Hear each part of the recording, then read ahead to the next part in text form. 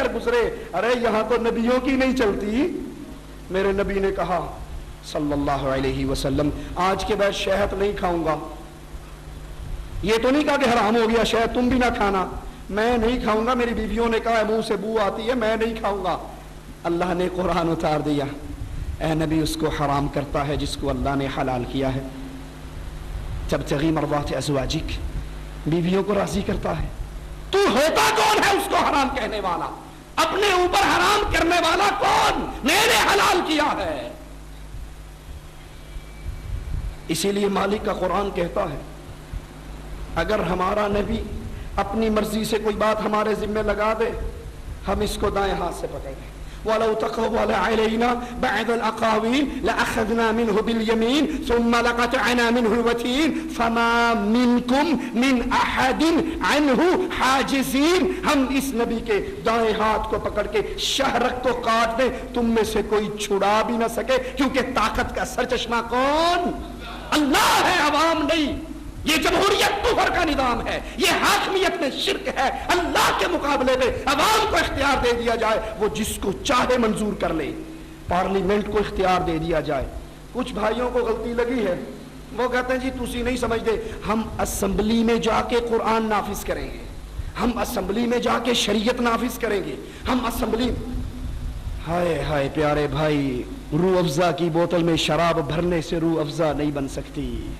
میرے محمد علیہ السلام نے فرما دیا تھا شر کے راستے سے خیر نہیں آ سکتی، میرے نبی نے فرمایا تھا۔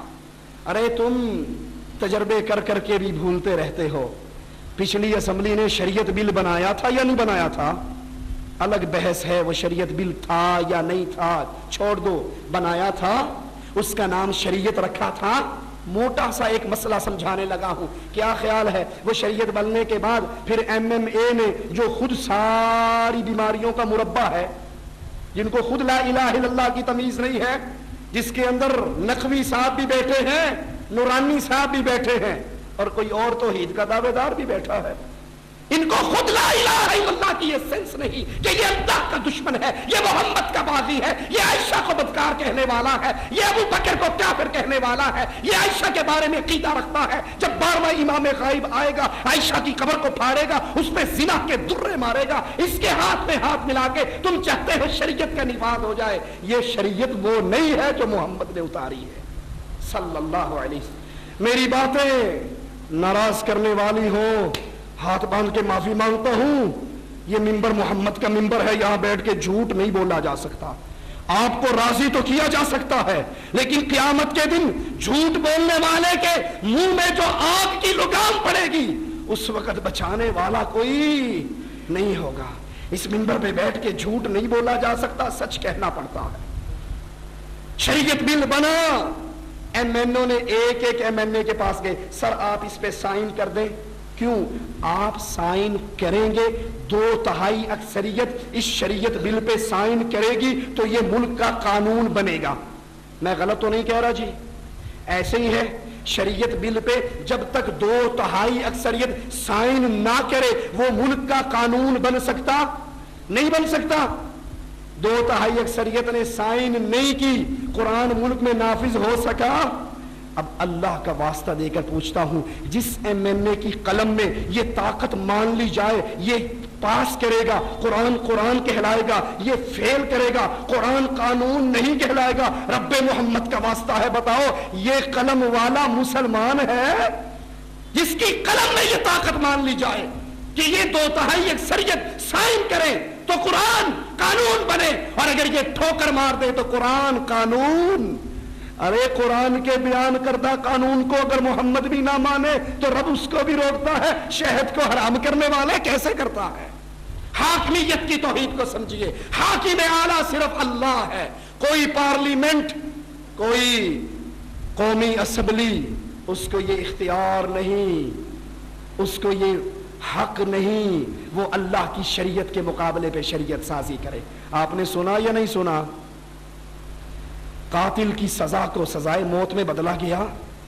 ارے محمد کے پاس آئے تھے لوگ صلی اللہ علیہ وسلم، کہا تھا یہ فاطمہ اونچے خاندان کی ہے، اس نے چوری کر لی ہے، اس کا ہاتھ نہ کاٹو، اس کے بدلے میں کچھ جزیہ کو ٹیکس کوئی پیسہ لے کے اس کی جان چھوڑ دو. نبی نے منبر منگوایا, منبر پہ چڑھے اور کہا اس فاطمہ کی سفارش کرنے والوں سنو, اللہ کی قسم آج فاطمہ بنت محمد چوری کرتی نہ قطعت یدہا, محمد اس کے ہاتھ کو بھی کاٹ ڈالتے.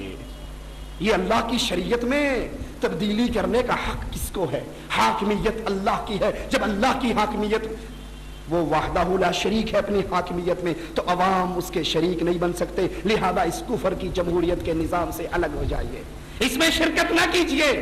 یہ بڑی بھولی ہوئی بات ہے, بڑی بھولی ہوئی بات ہے کہ ہم اسمبلیوں میں جا کے اسلام لے آئیں گے, جب اس قانون کا حصہ بنیں گے, جب آپ حلف اٹھائیں گے, آپ کو یہ حلف اٹھانا پڑے گا کہ میں ملک کے آئین کا پابند ہوں, اور آئین یہ آواز دے دے کر کہے گا کہ سود قرآن میں حرام ہے, ملک کے آئین میں حرام نہیں ہے. آخری بات کہہ کے اپنی بات کو ختم کرتا ہوں.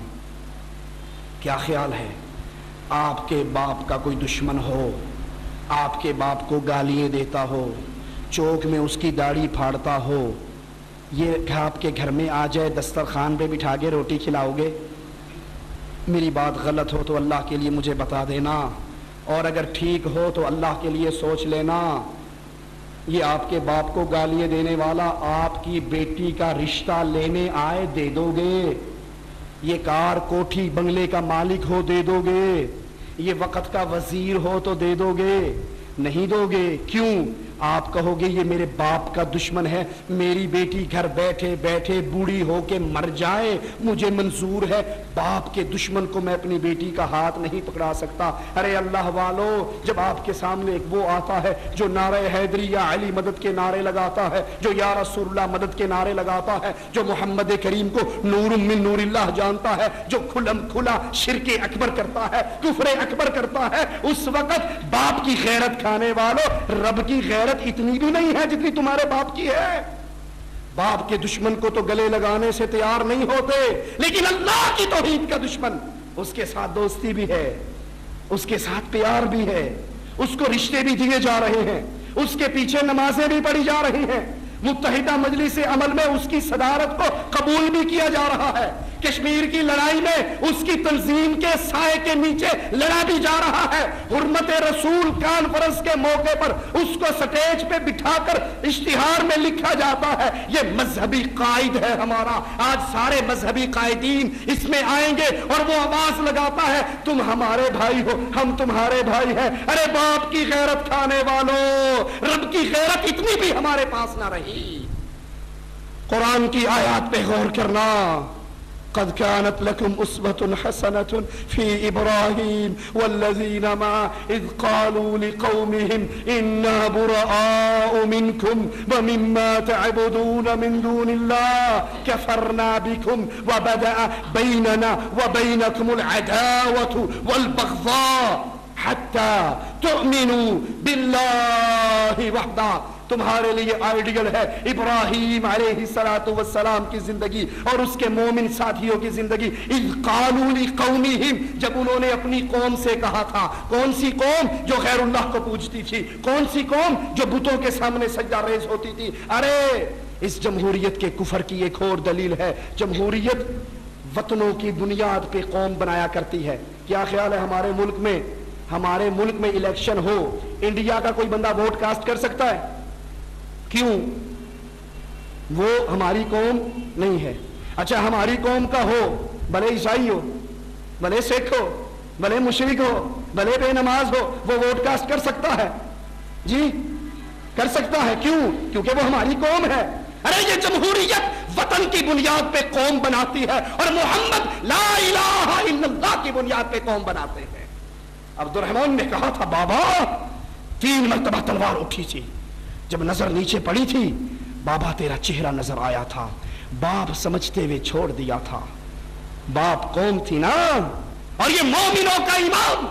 آواز لگاتا عبد الرحمن شکر ادا کر اللہ کا, تیری گردن میری تلوار کے نیچے ایک مرتبہ بھی نہیں آئی, اور اگر ایک مرتبہ آ جاتی بیٹا نہ سمجھتا, قوم نہ سمجھتا, لطفہ نہ سمجھتا, محمد کا دشمن سمجھ کے کاٹ ڈالتا. جمہوریت پاکستانیت کی بنیاد پہ